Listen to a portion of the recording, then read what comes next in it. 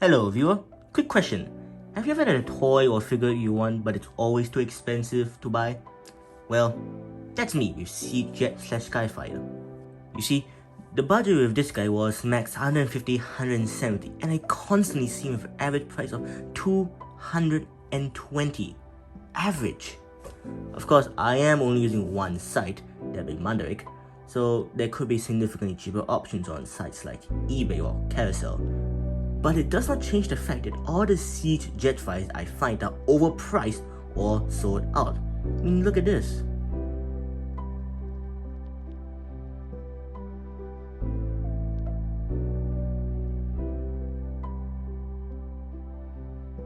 So, rather disappointingly, I decided that there was no point in trying to get the Siege version. However,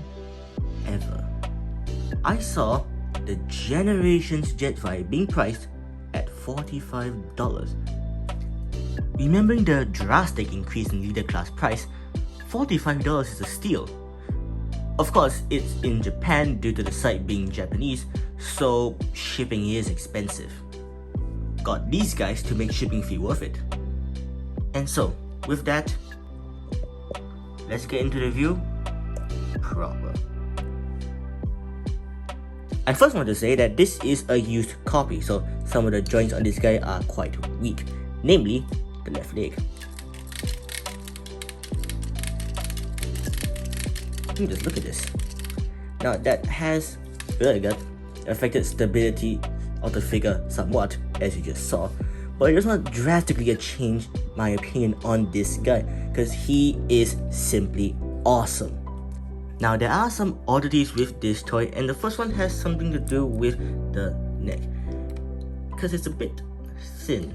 You get a clear picture if you see it from this angle. Yikes. Reason why is because of this massive protruding chin that was made to accommodate his battle mask. Now it doesn't stand out from the rest of his body, but once I saw that, it kept appearing at the back of my mind and it's been bugging me for a while now. I still really like this figure, but it's just something that is really weird. Now next one is the cockpit on his chest being a very obvious fake with the real one stashed behind. Now I'm okay with this as the two have very clear differences. Everything else about him is great. His unarmed form making a very convincing scientist, and his armed Valkyrie mode ensuring that nobody will underestimate him in any battle. His articulation is also quite good, with head having full 360 rotations and a hinge that allows this much up movement. The battle mask will impede that though. Arms only rotate this much as the wings are physically incapable of getting out of the way and moves out this much, with a elbow swivel and a respectable 90-degree bend. No waist swivel, that's fine, and legs go front, back this much, and spreads out this much. Be careful of this though, as it could get out. It could mistransform him by accident. You also get a thigh swivel and up, down feet articulation due to transformation.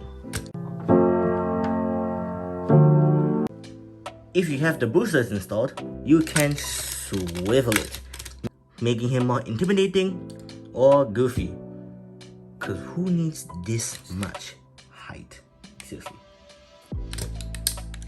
Transformation time.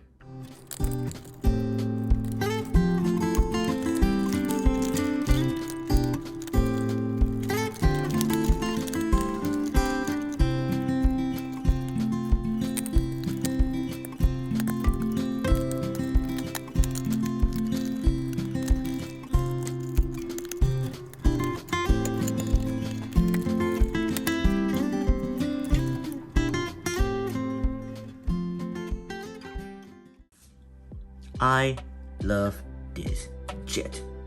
I can already imagine him and Starscream having a Top Gun-esque dogfight, with the extra equipment Jetfire has to make up for the skill gap against the commander of the the Seekers, eventually shedding it off when it somehow became useless, because movies, and ultimately coming out on top. Don't mind this though.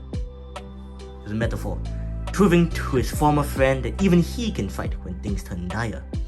The swept wings that pay homage to the F-14 Tomcat that the original Macross Valkyrie converted into. The shoulders of the bot that sort of look like extra engines on the base jet, making the back look extremely impractical but cool with the inclusion of the booster. The colors, while nice in robot mode, are infinitely better in jet mode, and has landing gear with actual wheels, and also has opening cockpit. An opening cockpit. This guy gets none of that. It's what you get for being a classics upscale. This toy is highly recommended if you're trying to find a Jetfire for your shelf, but it's not worth double its value, so get it at affordable prices as always. Thanks for watching. This is my least favorite recording session, but I still enjoyed it somewhat. Bye.